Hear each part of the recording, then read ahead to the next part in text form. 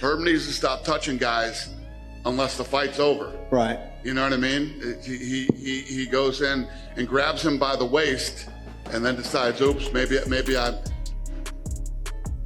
The good thing about this one was that fight should have been stopped when he stopped it, you know? And you didn't see Ben jumping up and arguing about it, you know? That fight should have been stopped, but he's got to pull the trigger and stop touching guys. Don't touch him unless you're going to stop the fight. And when they played it back in slow motion, he's kind of like dancing, like he doesn't know what to do, whether he's going to jump in or not jump in. Yeah, I like him personally. He's a nice guy, but he's got to stop touching people until he's ready to stop the fight, you know? Herb Dean, awful referee. I'm tired of these people coping, saying the gold standard. I mean, really, that's just Joe Rogan at this point, but yeah. Is it? Who can honestly watch these fights and objectively think that Herb Dean, again, he could be a great guy. Guys that say it when it's appropriate, like Herb Dean will say it when it's appropriate, like if someone's like, they're stalling. He's great. He's a gold standard. Who cares, though, but he just can't He's do a the good job. dude. Herb Dean is a good dude. I'm not gonna say he's a bad person because he's a bad ref, but he's a bad ref. He's a bad ref. And I know it's not an easy job, but when you consistently mess up like that, it's rough. It's hard for me. It's hard for someone to keep constantly trying to back you. Vegas gets the fights. Baku got the controversy. Last month, a hair pull went unpunished. An eye poke followed it. And the man standing between both of them, wearing stripes, has become a bigger story than most of the fighters he's officiated. His name is Herb Dean. For almost 20 years, he's been called the gold standard of MMA officiating. Right now, some of the sport's biggest names are asking whether that standard has quietly expired, and whether anyone with the power to fix it actually will. To understand why this moment matters, you have to understand what Herb Dean used to represent. Dana White, on more than one occasion, has said Dean is simply the best in the business, that when Dean makes a call, White doesn't even question it anymore. He waits for the replay, and the replay proves Dean right. That trust was earned in real time, under pressure. UFC 48. Dean catches Tim Sylvia's arm breaking mid-arm bar, a fracture most referees wouldn't have registered in time, and stops the fight before permanent damage. UFC 61. Dean steps in on Tito Ortiz versus Ken Shamrock, ending it on a string of unanswered elbows, a decision that held up on review even as Shamrock protested in real time. For over a decade, Dean won Referee of the Year almost as a formality. 2010, 2011, 2012, 2013, 2014, and multiple times since. This is not a man who stumbled into a reputation. He built it. Doesn't have the wherewithal to clinch. Have yourself a warrior. This guy would have died in here if Herb Dean wouldn't have stopped it. If he gets knocked down again, I think it's safe to say Herb might jump in. Oh! That's it. That'll do it!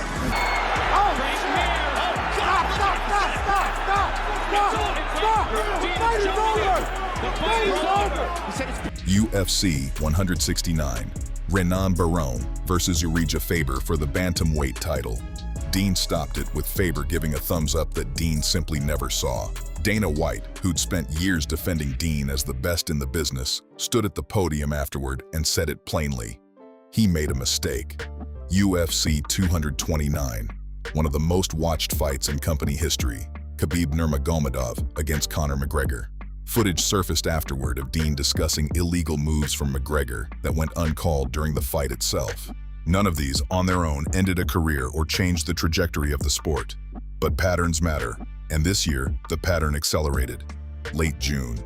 UFC Fight Night, Baku, Azerbaijan. Shara Magomedov against Michel Pereira, a fight Pereira was expected to win comfortably. Instead, Pereira drops Magomedov early, takes top position, and starts working to finish it. That's when Magomedov reaches up and grabs a fistful of Pereira's hair, a deliberate grip used specifically to stop Pereira from posturing up and landing with any real power. It worked. Magomedov bought himself time.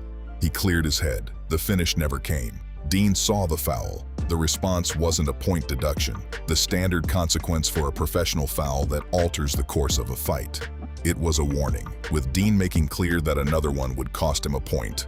Round 3, Magomedov pokes Pereira in the eye. Still no point taken. Magomedov won by unanimous decision, 29-28 on all 3 cards, a scoreline that would have been a draw had Dean docked even 1 point for either foul.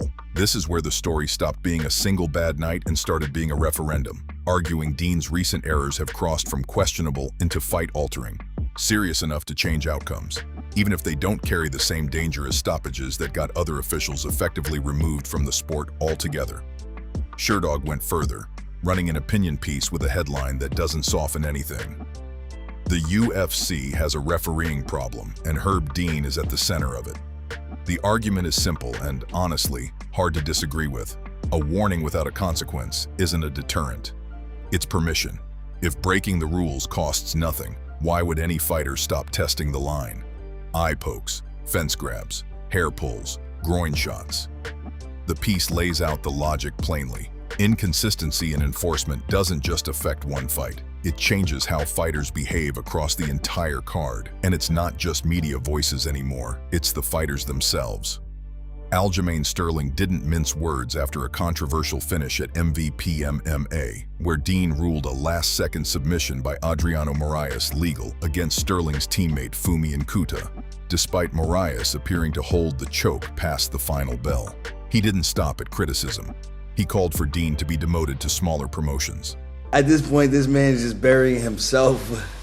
Herb Dean, I can't help you if you don't help yourself. Like, you guys gotta do better, man. It's, and I'm not calling for Herb Dean to get fired, but there should be a review. He should get demoted to lower levels of competition. These are big stakes events and careers that we're talking about, and there's gotta be some better people that are working their way up that haven't gotten a shot yet, or some people that are a bit more knowledgeable. I just find it hard to believe.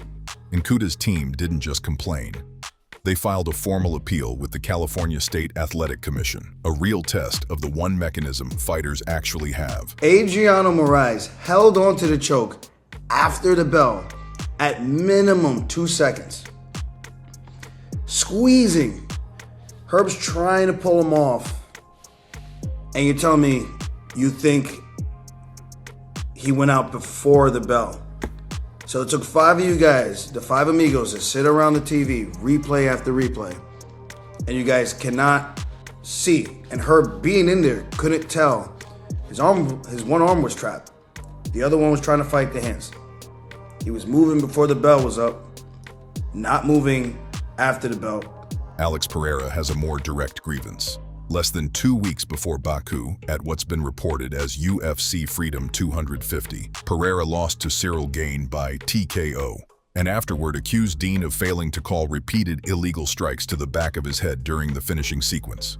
What upset Alex the most is that me and him were at the rules meeting and he said, Plino, let's go talk to Herb Dean. And then Herb Dean came in and Alex said, listen, eye pokes can happen, low blows can happen to his side, can happen to me. Like, but this guy have a history of shots in the back of the head. So please pay attention to those. When he fights, he have a record multiple times doing that, becomes almost like a strategy. He got my belt and said, look, okay, so just so you understand, back of the head is here. So he seemed that he absorbed the information. And then the next day, seeing everything that he did, knowing that we brought to his attention, and he did not do his job. Pereira hasn't filed anything formal. He's taken it public instead, posting directly at Dean on social media and asking, in his words, where the criterion is.